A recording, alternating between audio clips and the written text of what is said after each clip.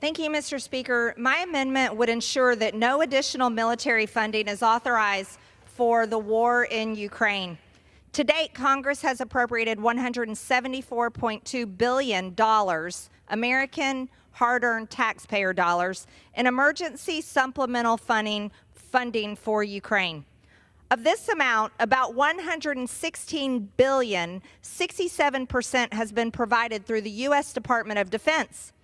While our southern border is invaded by murderers, rapists, and terrorists, the Biden administration cares more about protecting the borders of Ukraine than the country he swore to protect and that many people in this body swore to protect. Now Ukraine is using American weapons to bomb civilian beaches in Russian territory. Ukraine is recruiting an untold number of their own men in Ukraine to fight in this war that they cannot win. And anyone that says Ukraine can win is being completely dishonest. We know how they will respond, how Russia will respond, because they already are. Just recently, we saw reports of Russian warships off the coast of Florida in the Caribbean. How much longer will the United States provoke Russia before we fall into World War III? Or have American boots on the ground in Ukraine, which the American people do not support? As a matter of fact, over half of America thinks that the U.S. is not only spending too much money to help Ukraine, they disagree with the war. In a recent CBS poll, over 60% of Republicans do not support additional aid to Ukraine. And even 1 in 4 Democrats don't support it anymore. By the way, we're at $34.5 trillion in debt. It's unreal that anyone in this body who votes to appropriate money can go home to their folks in their district and say, oh yeah, more of your money should be put in debt to go defend some country that most of you can't find on a map.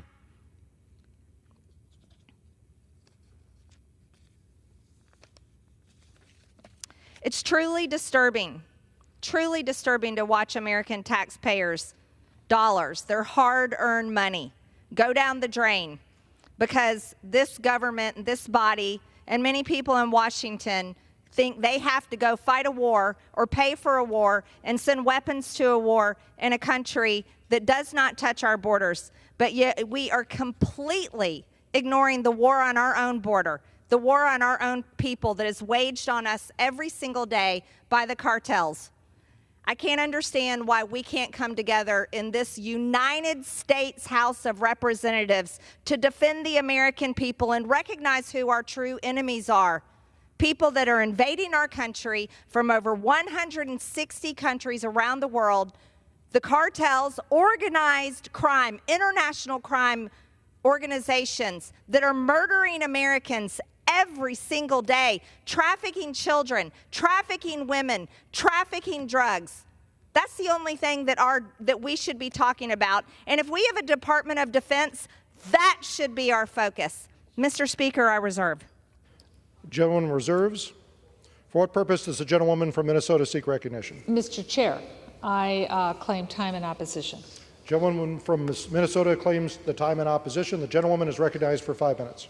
Thank you, Mr. Chair. I would like to be putting into the record a letter dated November 1st, 2023, and it is signed by some distinguished members of this body. Roger Whitaker, Ranking Member of Senate Armed Services Committee, James E. Rush, Ranking Member of State Foreign Relations Committee, Chairman Mike Rogers, Armed Services Committee, and Chairman McCall, Chairman of the House Foreign Affairs Committee. The gentlewoman is certainly entitled to her own opinion. Thank you, Mr. Chair. The gentlewoman is certainly entitled to her own opinion, but the reason why I'm entering this letter into the record is that there are members on her side of the aisle that strongly disagree with her original statement talking about how weapons are used. And so I'll just read a couple highlights, and thank you for accepting the letter. It says, Dear President Biden, we welcome reports that your administration has finally provided some limited range Army tactical missiles of shorter range And although this transfer is a positive step on the job, the ATACMS is only half done. We urge you to provide a unitary warhead variant of the ATACMS, which has a substantial longer range than the ones that they're currently using, the MPINs. The Ukrainian requirement for deep strike capability remains urgent, particularly to long-range targets throughout Crimea. And it goes on to say, Ukraine has requested the long-range ATACMS. Ukraine has demonstrated the ability to employ long-range missiles in a responsible and effective manner. In other words, they are asking in a letter that they sent that these ATACMS be given to Ukraine to the full inventory that they can use to do the strikes that Ukraine thinks that they need to do. So I just wanted to point out, Mr. Chair, that even in the other side of the aisle, the Republican side of the aisle, there's a difference of opinion from what the gentlewoman stated.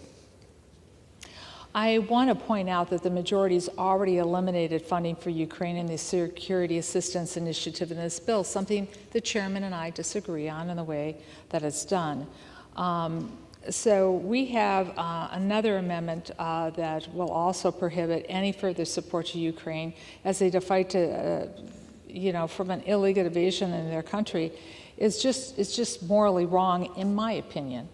Putin's attempting to rewrite the map of Europe, and he's doing it through force. He's doing it in violation of international law. He is deliberately killing civilians. He is attacking hospitals, daycare centers. They're targeting grocery stores.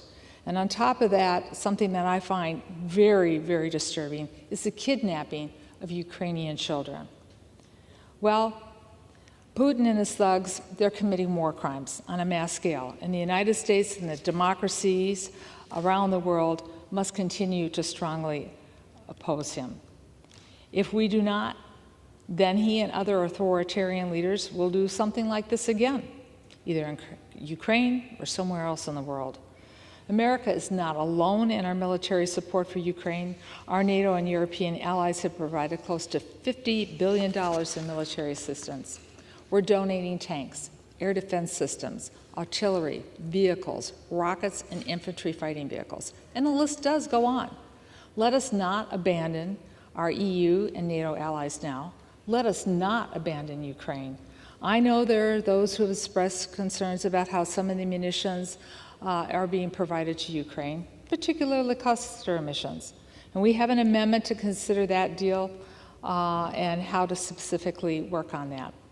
And I understand the difficult position that Ukraine and President Zelensky have been in respect to shortage of ammunition because of our failure to get the funding to them on time.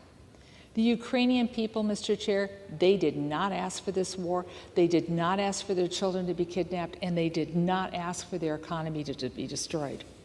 And they faced daunting odds against Russian forces. They've taken up the mantle to defend themselves, their values, and their democratic principles. And I believe they deserve our continued support. So I urge my colleagues full-heartedly to oppose this amendment. And, Mr. Chair, I reserve the balance of my time. Reserves. The gentlewoman from Georgia is recognized. Mr. Speaker, how much time is there remaining? The gentlewoman has 1 minute and a half. Thank you. It's no wonder that Congress has a 13% approval rating from the American people, because Congress is an absolute failure to the American people. It's put the American people in $34.5 trillion in debt because of the ridiculous decisions to make our American military the world police and make our government the biggest charity in the world, just giving away all of this money, enslaving Americans in debt. It's also a complete lie to say you support Ukraine while you support funding the continual murder of Ukrainians in a war Ukraine cannot win. The Russian population is 144 million. Ukraine's population is 38 million. And the fact is, Ukraine is going to run out of men that are going to die on that battlefield while America beats their chest and talks about Putin every single day and keeps sending money and keeps sending weapons and keeps causing these people to die. We should be pushing for peace in Ukraine. And if we're going to defend America, we should be fighting for together, all of us, for our own border and for our own American people that we swore an oath to defend. Mr. Speaker, I yield. Gentleman yields. The gentlewoman from Minnesota is recognized. Mr. Chair, I want to be clear. The Russians attacked Ukraine. Ukraine decided enough that they were going to stand up for their rights, for their values, for their people. And we as democracies around the world have stood together with Ukraine. It's the right thing to do. Vote no on this amendment. Mr. Chair, I yield back. Gentleman yields back. All time for debate having expired, the question occurs on the amendment offered by the gentlewoman from Georgia. Those in favor say aye. Aye. Those opposed say no. The opinion of the chair, the noes have it. The amendment is not agreed to. For what purpose does the gentlewoman from Georgia arise? I ask for a recorded vote. Pursuant to Clause 6 of Rule 18, further proceedings on the amendment offered by the gentlewoman from Georgia will be postponed.